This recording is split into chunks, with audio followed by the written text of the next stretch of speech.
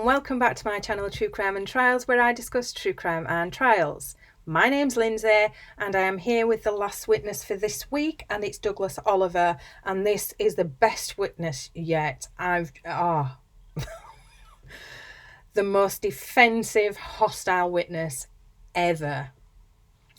So as this witness walks in, Bob waves at him, and as he's called, Bob turns his chair round and he's looking round, waiting for this man to walk in. Even his lawyer tries to turn his chair back round and Bob tells him to leave him alone. So he knows Bob from New York in 1977, and he had dealings with real estate with the Dursts.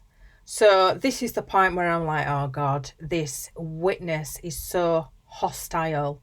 And the minute I thought that, Mr. Lewin puts forward a motion for this witness to be treated as an adverse witness, which means he's obviously hostile and he's going to be treated as such. So I thought, oh, this is going to be very, very interesting, and it didn't disappoint. So Bob Durst is someone he cares about very much, and he was ordered by the judge to be in court today. So much so he got a lawyer to speak to the prosecution to figure out a time for him to be in court and testify. His lawyer requested transcripts of his previous interview, so he has seen them. He's reluctant to talk. He constantly says, "I don't recall," and he mumbles and he's quiet. He's the most hostile witness I've literally ever seen. So in 1982, he believes he was contacted about Kathy's disappearance, but he doesn't know by who, and he doesn't really remember. But it was actually in 2001 by police, but he doesn't remember that either. He can't remember anything at all. And neither does he have any memory of saying to detectives in 2001 that he believed that Kathy might have been sold into white slavery because of her cocaine problem. He says he would never have thought that, which I'm calling BS right now. Mr. Lewin tries again by asking him to assume he said that and then answer why he might have said that, but he says he just can't explain. He doesn't recall Mr. Balian calling him in 2015 either, and at this point I'm like, oh God, as interesting as this is, can I sit through, an hour and a half of this guy just saying, I don't recall, I don't remember. So Mr. Lewin asks him if he was cooperative, and he says he was, even though he can't remember the phone call. So this sets the precedent for Mr. Lewin calling him out on every single thing, which I thought, here we go, this is going to get seriously boring, but it didn't, because it was just entertaining to see Douglas getting to the point where he was getting pissed off with it. So he plays a clip, and I'll play it now to prove how really uncooperative he was. How did it? Don't ask me any questions. I got to determine whether I want to even talk to you. Okay, I have to decide. Do you recognize? So after that clip's played, where you can really hear how really uncooperative he is, he sits there and he says he's asked if he thought he was cooperative in that clip. He says he was. Douglas would not really speak to or answer any questions when being interviewed with Mr. Balian, because he wouldn't tell. Douglas was asking him who else he'd spoke to. Mr. Balian wouldn't tell him. It was an open investigation. He couldn't tell him who he'd spoke to.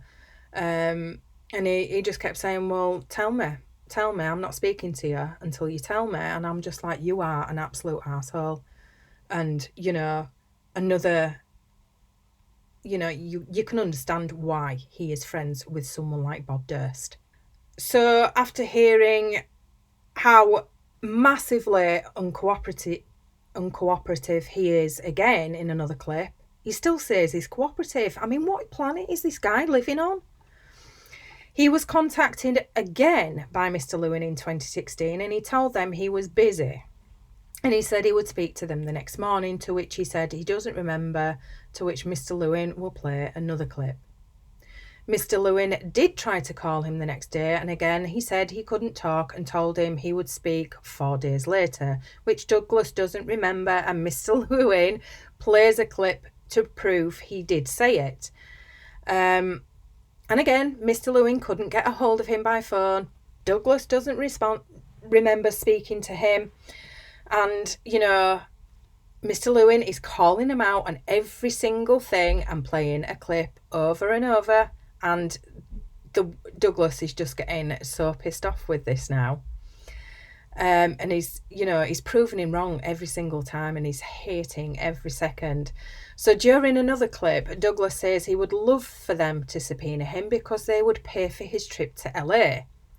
But he says he only travels good and he has a private plane ready. And at this point I thought, Douglas starts to calm down a bit, and I kind of thought he'd broken this witness down a bit because he was starting to just think, I'm not going to win with this, because he starts to agree rather than disagree and say he doesn't remember. But then I spoke too early because another clip is played to prove how uncooperative he was being yet again. He was refusing to fly coach and will only come if they pay for him to fly private. He just won't do it. He's afraid to fly on a commercial plane. So I have to play this clip. Okay. Well, so you're... I'm going to be in London, okay? Okay, you're coming to London to get me. And wow. Douglas doesn't remember why he said that, but he's here now and doesn't think he was being uncooperative. He's just being truthful. He just did not want to come and testify.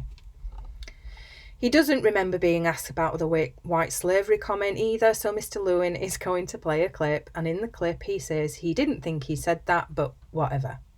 But then he says he doesn't think that was the case. Douglas did speak to the Durst attorneys all along though. Shocker. 22nd of April 2017, Douglas had a jail visit with Bob, and he accepted jail calls from Bob. And one time when Bob was in court, Bob had asked him to be there in court. This is how close these two are. Mr. Lewin asked Douglas about how Bob was with his money. He wouldn't agree that Bob was cheap with his money, but Mr. Lewin asked him if he recalls saying that Bob was very conservative and frugal with his money, and he agrees he may have said that. So he agrees that Bob wasn't tight with money, he was conservative. He also doesn't recall Bob giving away any money to his friends or Susan Berman, but he doesn't recall what he said in the interview. But now he's aware that Bob gave Susan money, and he had read it somewhere or maybe heard it from Mr. Lewin. Douglas never saw Bob exhibit any temper or violence. He knows about the incident with Peter Schwartz. In fact, he was actually there at the apartment, so obviously he's well aware of Bob being violent, but then he says he didn't see it and doesn't remember seeing Peter's injuries. All he remembers is something happening. He says nobody talked about the incident after it happened. He doesn't recall it being a violent incident now. This is just blatant ignorance and blatant... Do you know what I mean? Anyone would remember someone being kicked in the face. He says Kathy was a lovely young lady and he wasn't aware of the state of their marriage. He says he wasn't aware of Bob's affairs or cheating. Bob didn't really talk to Douglas about his marriage, and he didn't really notice any changes in their marriage either.